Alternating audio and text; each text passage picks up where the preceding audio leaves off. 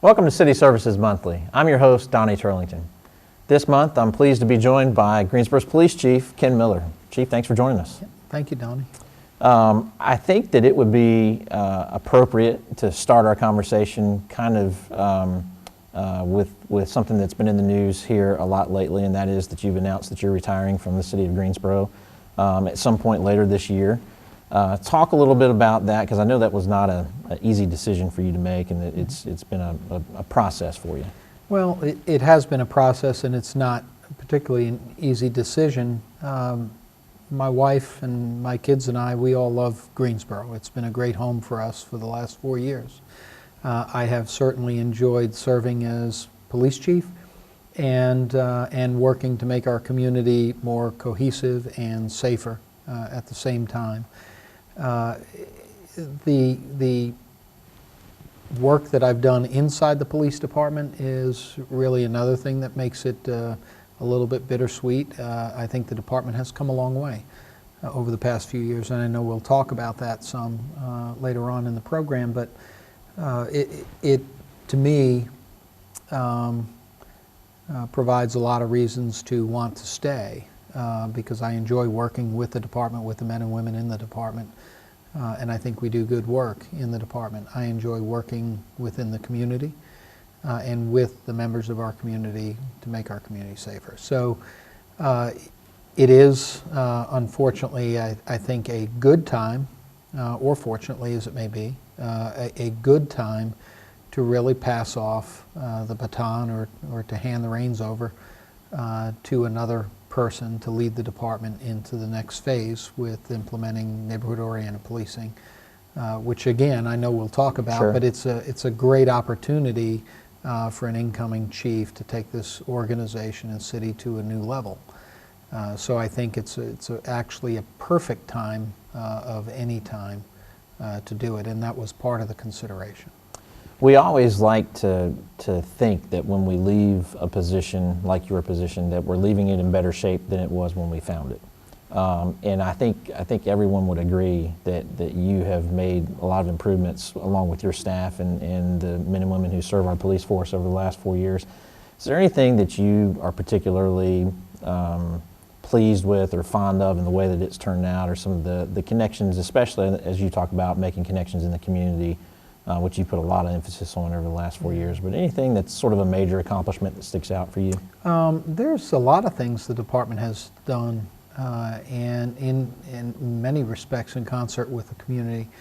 I've put a lot of diagnostics in place over the past 4 years. So from the community survey, which is a fairly extensive survey of, 62, 64 questions, that we're gauging public perceptions about the police department and the services it provides and the quality of those services, to looking at our data around the areas in which we investigate employee actions, whether it's pursuits, uses of force, complaints, injuries, forced entries into protected space, those kinds of things. Those are all diagnostic tools where we can kind of gauge how well we're doing. You know, early on, I saw taser use as being way too high. Last year we had 140 discharges of taser. That's down from over 290 in 2010. So that's well over 50% reduction in the use of that weapon in trying to bring people into custody who are resisting our authority to do that. And so that's an improvement for me. We have seen uses of force come down by about 100, and overall, and that's 100 instances each year fewer where we're having to use force. We've watched our citizen satisfaction with the police department grow from 70%, which quite frankly in early 2011 when we took that survey, I wasn't even confident we were going to reach 70%, but go from 70 to 80%. You know, if you're in business and 80% of your customers are very happy with your work, that's pretty huge. If you're a politician, that's enormous. Yeah. And we're a police department, given the work that we do, and that we're called into conflict situations routinely every day, and that we have to, in fact, enforce the law. And I realize and respect the fact that every situation people don't come away with a happy feeling. Right. But to be able to come away with 80% is pretty significant, and I think an accomplishment, and it says a lot about how the police department has grown over the past few years. I know in talking to you in the past that a lot of what you've done has sort of been captured in 3 different areas. There's been that operational, organizational changes. There's been things that you've done in the community, which you just talked a little bit about. But it's all been geared around sort of the big piece of the pie, which is building and creating public trust. And that speaks to some of the statistics that you mentioned about the improvements in resident satisfaction and that sort of thing. But talk about that, because I think that's probably the single piece that has grown and improved the most over these last 4 years. And I know it's something that a lot of your efforts that you put into place are geared to continue to build on that. But talk about what that means when we say building public trust. Well, you know, I'm the leader in that regard with respect to the agency and that conversation, but it's the work of the department that really, in the end, carries that. Now, how I create the message and the vision around public confidence and trust, how I reinforce that message up and down the ranks, how frequently we talk about the importance of that. And I will tell you, without public confidence and trust, our organization cannot be effective. And you look at, we've seen this inverse relationship really with public trust increasing and crime rates decreasing. Community engagement with police increasing, crime rates decreasing. Community engagement of their own environment and being involved in crime prevention efforts increasing, crime decreasing. All of those things, that inverse relationship matters. And the less we have of public confidence and trust, the less we have of community engagement and involvement in their own safety, the more we'll see crime trends start to increase. So it was a very important message, and it's still an area where I think we have work that can be done and improvements that can continue to be made. Well, the all-important statistic of crime numbers has really been a dramatic improvement, I think, and we're talking now at crime levels as low as they've been in the last 4 decades. Since we've been measuring them, we only have data going back to 1976. I can't explain to you why that was. I was 14, 13. Not on your watch, right? Yeah, not on my watch. But I can tell you that per capita we are safer than then, and in raw numbers we're back into probably the mid 80s, if not earlier than the mid 80s in terms of our raw numbers of crimes. And so when you look at that, that is, I think, huge. Burglaries, robberies, and larcenies from vehicle, where people break into cars, have all been the 3 crimes, no matter what patrol division, each of the 4 patrol divisions, those 3 are what are on our community's minds the most. Robberies since 2008 or 9, and there was a big drop in those with the efforts the department made prior to me coming here. We have continued to see those taper down some each year, but the big dramatic increases or decreases in robbery occurred before I got here, and the department's efforts to address it. Our focus on burglaries and larcenies from vehicle, well, I can tell you that burglaries are down almost 39% over 4 years, which is about 2,000 fewer door kicks a year. That's a lot. And break-ins to cars are down about 44.5% over 4 years. Again, it's an incredible focus and attention given inside the department. It's gearing our technology and our analytics to those problems. It's creating communication across shifts and days of week for our officers that work different days and shifts, and tasking them appropriately, getting them off just the main corridors and policing in the neighborhoods, and then connecting better with our communities. That has really helped drive down those crimes. So people will say, well, police are only able to affect the crime rate so much. And I agree with that statement. But when you have an engaged community and an engaged police department that's focused around the issues in the right way, you can make a dramatic difference together, and that's what I think we've accomplished.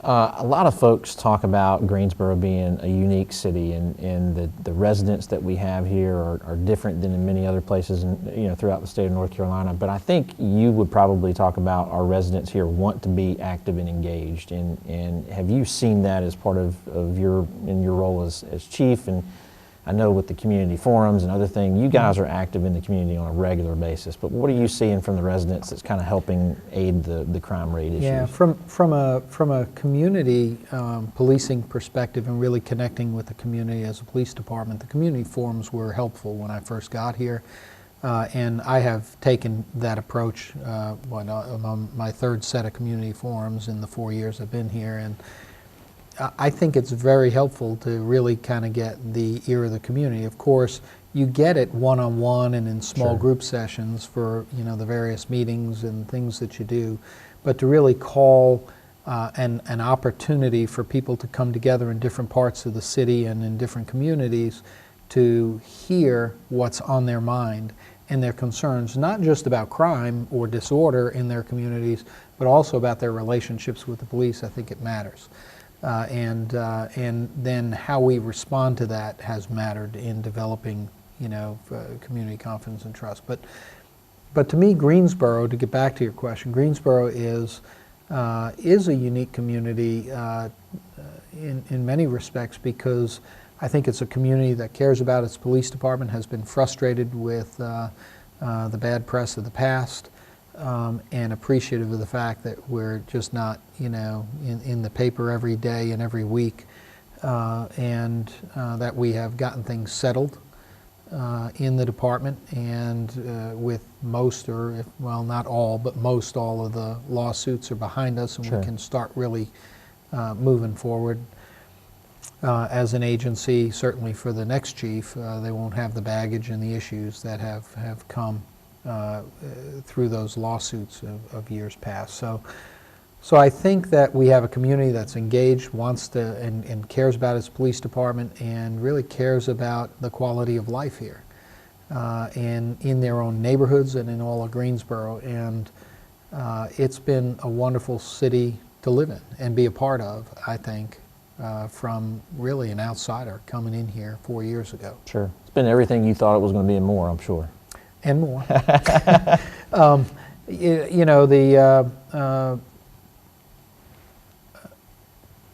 The community has welcomed my family and me with open arms, and really made it a wonderful place to live and settle into. And I don't think we skipped a beat when we moved here. It felt like home from the beginning, and we'll miss that.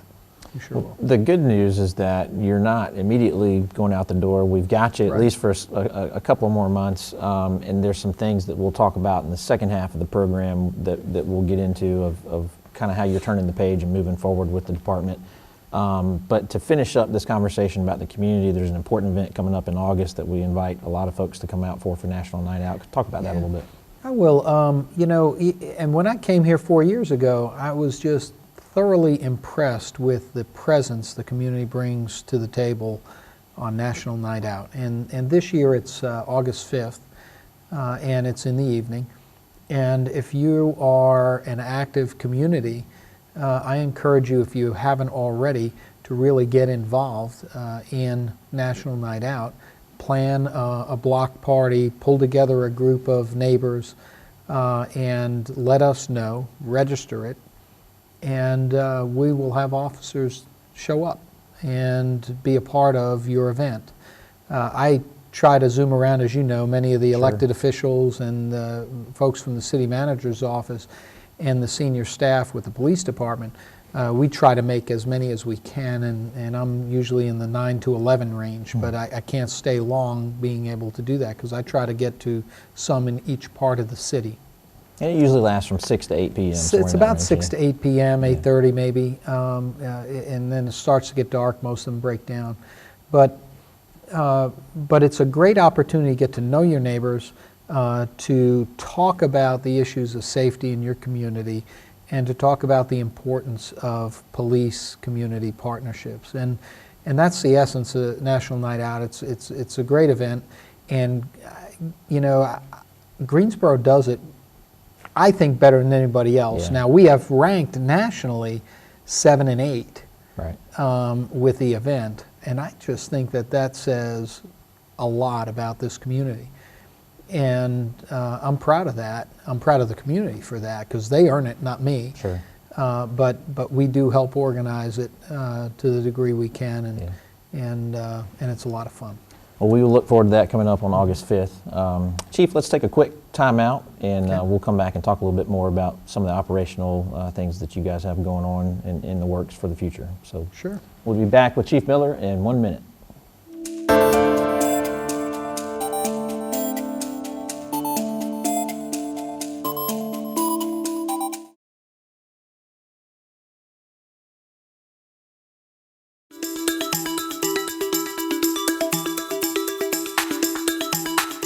Welcome back to City Services Monthly. I'm joined by Police Chief Ken Miller. Chief, thanks again for your time. This has been a good conversation so far. I wanted to kind of talk a little bit, if we could, about some of the measures and initiatives and strategies that the police department is putting into place.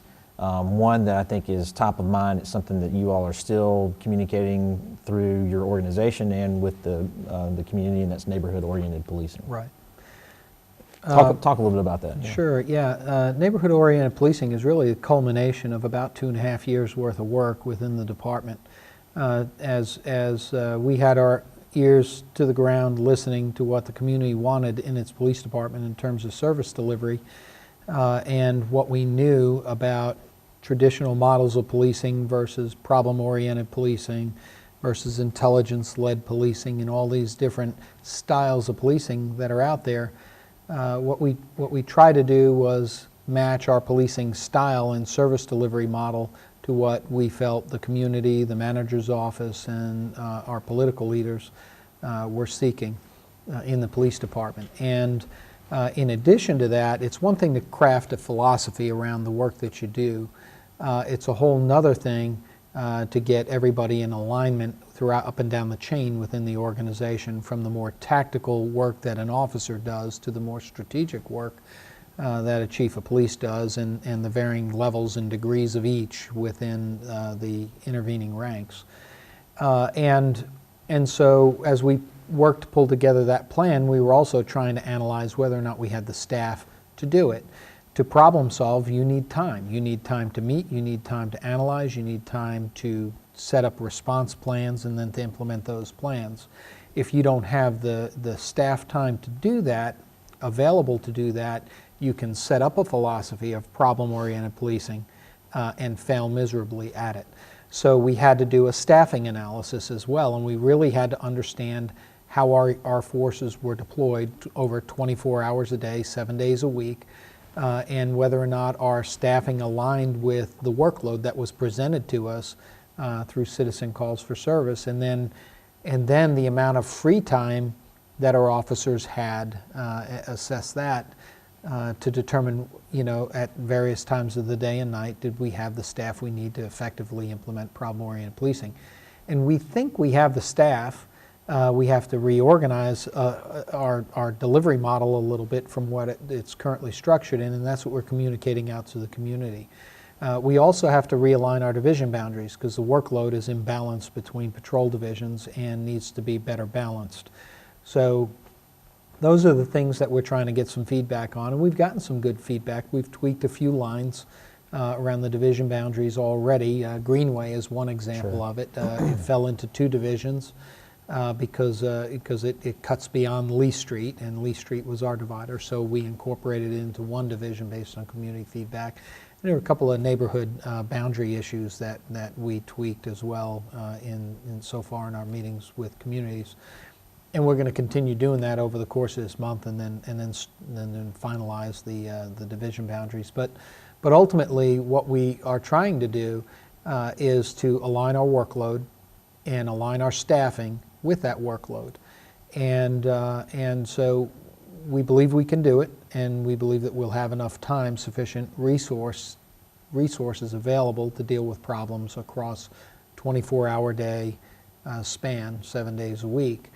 And that's the essence of neighborhood-oriented policing, is to be more responsive, to get our officers into a more defined geographic area, keep them in that area most of the time, 85, 90% of the time in that area, so that they understand and they develop the kinds of relationships with their community and work to address problems.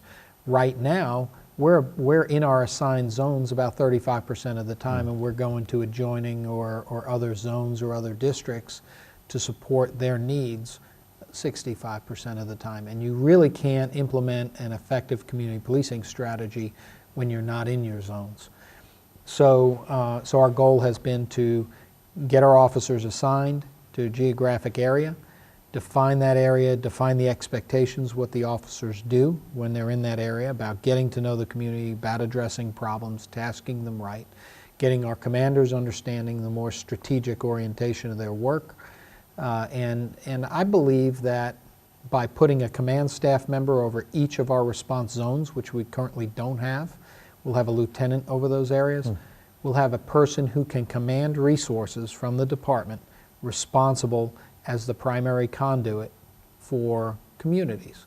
And that's important, because without that ability to leverage resources, a lot of our desire to help people is kind of like falls on deaf ears. Sure. Because people say, yeah, let me see what I can do, and they go back and they really can't do anything. Yeah. And the community member is left saying, I wonder whatever happened with that. Yeah. But by having a command member who controls the resource, almost like a little mini department in each zone, we will achieve the kind of connectivity that we need. So as a resident, the benefit to me would be that your officers, your team really understands the issues and the problems and some of the concerns that we have within our neighborhood or within our community. And then also it could benefit us in ways like faster response times or something along those lines conceivably. Right. Our goal is to be able to meet our response time levels that we currently can't meet. We project them out in goals every year, but we can't meet them because we're not staffed and supported in the right way. But we have the data now to show us how we need to align our staffing, how we need to align our boundaries, how we need to align our workload, so that we can make those response times. We can get there faster. Our goal is 7, 12, and 45, right? So 7 minutes for an emergency, 7 minutes or less. That sounds like a long time, but if it's a medical emergency, fire is better situated with their zoning Right. Configuration. If it's a medical emergency, fire is going to be there much faster anyway. But 7 minutes or less, citywide, and 12 minutes for an immediate call or a priority 2 call, and then 45 minutes for a routine call, which is, it might be a vandalism or a damaged property, one of those kinds of things. Suspect's not on the scene. Sure. Those would be your routine calls. So, yeah, that, and then what we're trying to do is free up about 40% of an officer's time so that they can work proactively on issues in their neighborhoods. And this is something that you're rolling out and kind of introducing this summer, but the idea is that it becomes the driving strategy for the department moving forward. Right, right. Yes, and I can tell you that there's been some question, connected to the announcement of my retirement that speaks to, well, gosh, should we be doing this? Well, I will tell you that any chief of police coming into this agency or any agency where you have prepped the foundation of your plan with the data, the realignment of staffing to promote the ability for every police officer to have free time during his or her shift to work proactively on problems and concerns of the community, and then the whole notion of problem-oriented policing, providing the right kind of structure both tactically and strategically, and that support structure in place for that is really an enviable position to be in if you're coming in. A new chief would come in, they'd tweak around the edges, but the basic foundations, it's what progressive chiefs of police are looking for to create in their agencies. So I think we're in very, very good shape there. We've laid the groundwork, and a new chief can put his or her stamp on it, make it their own, and take the department and the community to the next level. Sure. Chief, we're getting a little bit short on time, but one of the last things I wanted to talk to you about is something that I think a lot of our residents see. They kind of have heard about it a little bit in the news media, and that's the officer-worn cameras, the body cameras that, that the department has been deploying now for a little over a year, maybe a year and a half. Talk about why you're using those and how they're impacting what we're doing. Yeah, sure. I could break that up into about 3 pieces, I think, and the problem is that I'll run long. The body-worn cameras were important to us. They've been on my agenda for 4 years, and with the help of the Greensboro Police Foundation, which is a phenomenal support organization for the police department and for the communities to use as a conduit, we were able to get those cameras. And those cameras have been being deployed a little over a year now, fully deployed October of last year, to all of our field units and our uniform field units. And it complements a number of strategies that we've embraced to connect better with the community and address areas of concern that the community members have brought up over several years. So the cameras have worked out very well and in helping us understand what took place during an event. They are not available for the community to see at will, Right. And there has been some discussion about that recently in an op-ed piece in the News and Record, and a couple of the local commentators, I think, have Right. also brought up that issue. But unfortunately, when something is part of a criminal investigation or part of a personnel record, personnel or a performance record for an employee, state law prohibits us from releasing Right. them. Doesn't mean that the people who need to be in decision-making roles can't see them. It's just that we can't put it out there for the prurient interests of anybody who is just, wants to see it. I think the News and Record commented on a recent officer-involved shooting. Well, yes, we can't put that out publicly. It's not only part of a personnel record, but it's also part of an active criminal investigation, and both of those are protected. The documents are protected, and I'd be in violation of the law if I Right. did release it, and I can't do that. So, but I can say that we've turned it over to the State Bureau of Investigation, so they have the video, and the District Attorney's Office will have the video. And so you have one independent agency that's viewed with and tasked with investigating the event, and then you have another agency that is tasked with determining whether or not the officer acted within the constructs of the law in the force that he used, and if that force was justifiable each and every time he discharged his firearm. The video is very helpful for them to make those determinations, I think, however they fall. Right. But it's not for, it is protected under law, and I can't release it even if I want to.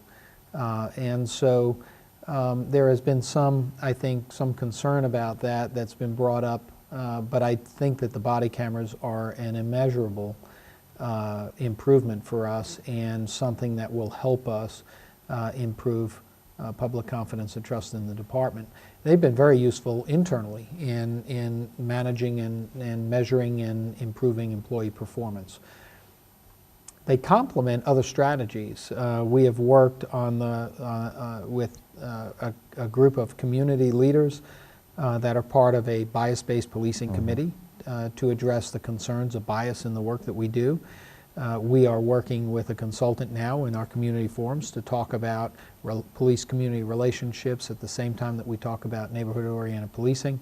And we have also worked to implement training throughout all our ranks. And I've already been through the training, and we call that fair and impartial policing training. And it helps us understand the function of bias, how it works within the body and mind, and how to implement, and not only when you can identify it, but how to implement strategies to mitigate it, whether it's strategies for yourself, strategies for a peer colleague, or from a supervisor's perspective or a manager's perspective looking down.